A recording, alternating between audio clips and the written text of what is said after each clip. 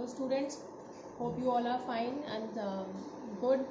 So today we are discussing the next chapter of civics, class 9, chapter number 3 is constitutional design. In this chapter we are talking about the constitution of our India, and also we will talk about the constitution of South Africa, which was made by the Nelson Mandela, and later on how he did the struggle against the apartheid. Apartheid was a racial discrimination, and how he made the new constitution of South Africa, wherein all the rights were given to both blacks and whites.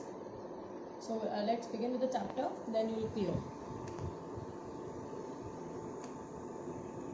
So these are some of the topics which we will discuss. What is constitution? Why we need constitution? South Africa's struggle for independence and its drawing up the new constitution, composition of the Constituent Assembly, importance of the preamble to the Constitution of India, features of the Indian Constitution.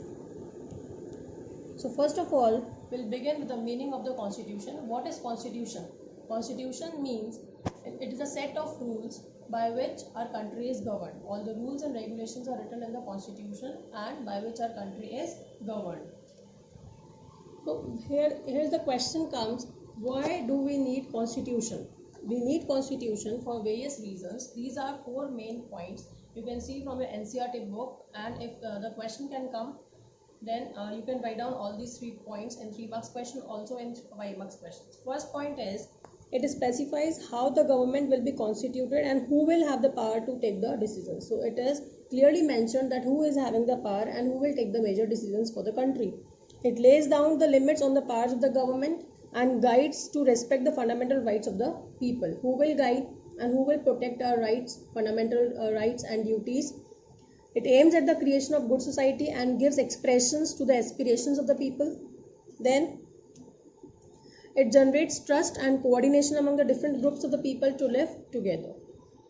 Next is, now we'll talk about the Nelson Mandela. See, who was Nelson Mandela? Nelson Mandela was the first black president of South Africa. He during the elections, he won the elections and he became the first black president of South Africa. What he did, he was against of apartheid. So he raised voice against the blacks and whites. What happened in South Africa was 3/4 of the population was of blacks. That is 75% blacks were there, and rest remaining 1/4 population is of whites. But white government is having all the powers, so they dominate. They try to dominate all the black people, and they are not giving any rights to the black people. So how Nelson Mandela struggled against the apartheid? What he did, he has to spend 28 years of imprisonment in the jail in the South Africa, and the jail was Robben Island. So he has to spend 28 years of imprisonment, and when he came out of jail, what he did, he made the new constitution of South Africa, wherein equal rights were given to both blacks and whites, and hence later on blacks also agreed to give the rights to the whites, and white government also give rights to the black. See, so for a very long time, minority government of the whites committed many atrocities on the black people. What they are doing, white government is doing atrocities. They are imposing the problems, or they are not giving any rights. They are not having any rights to access to the public places. Whites churches are different. Blacks cannot go to the white places, and blacks cannot go to the white places, whatever places may be, like for example parks, playgrounds, churches, or any other public places. It followed the policy of apartheid. There was a policy of apartheid wherein segregation was there. What is apartheid? Apartheid is a racial discrimination that occurred in South Africa between blacks and whites on the basis of skin color. During the elections, Nelson Mandela won the elections and he became the first black president of independent South Africa. Next, so these are the lines. You can see in your NCERT book also. I have fought against white domination and have fought against the black domination. I have cherished the idea of democratic and free society in which all the people live together in harmony and with equal opportunities. It is an ideal which I hope to live for and to achieve. But if needs be, it is an ideal for which I am prepared to die. So these are the lines, these are the words given by the Nelson Mandela. What he meant by this, he wanted to give equal rights to both blacks and whites, and he wanted people to live in harmony and cooperation.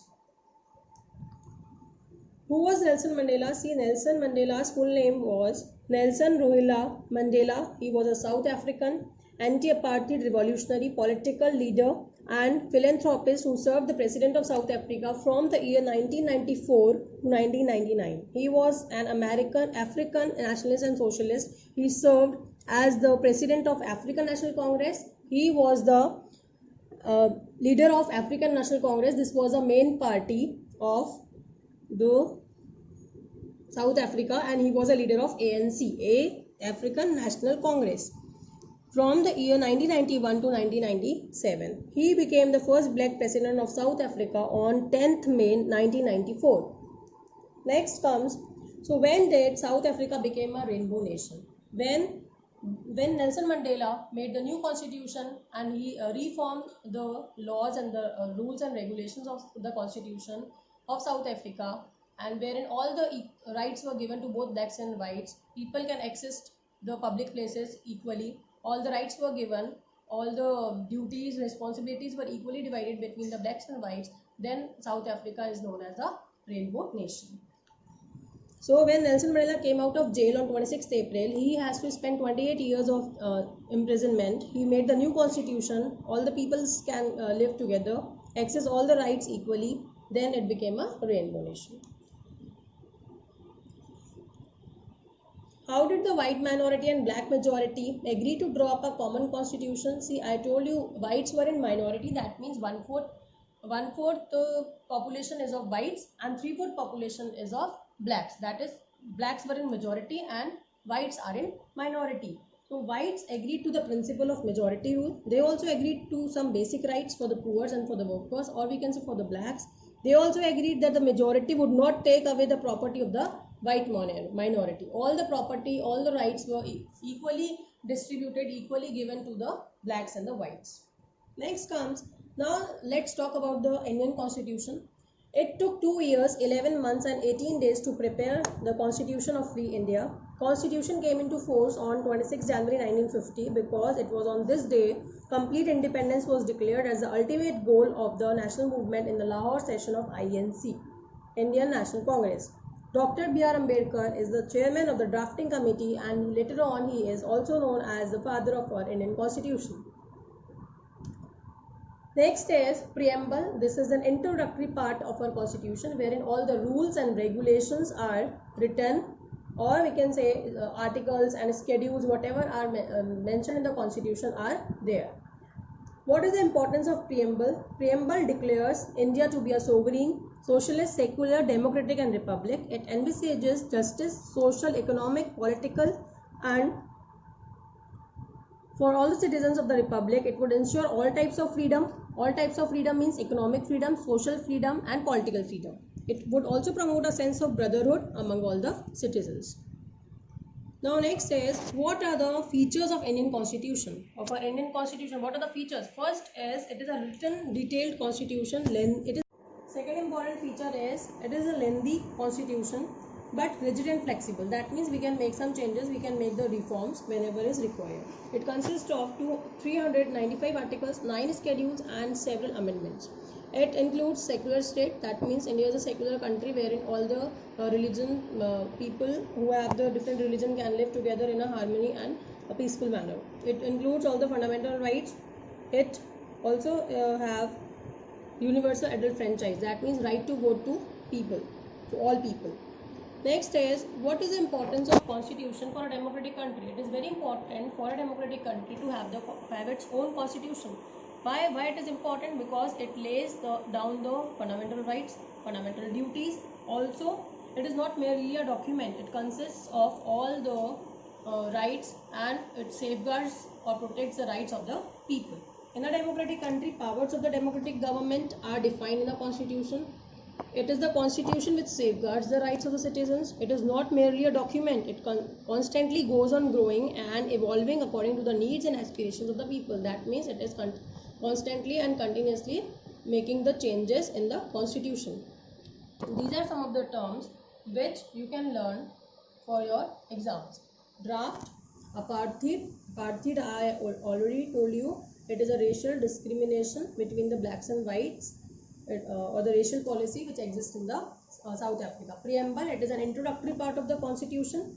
Third is constitution. Constitution, it lays down the principles, rules and regulations by which our country is governed. Next is Constituent Assembly, and last is amendment. Thank you. Hope you like my video, and kindly subscribe and watch my video.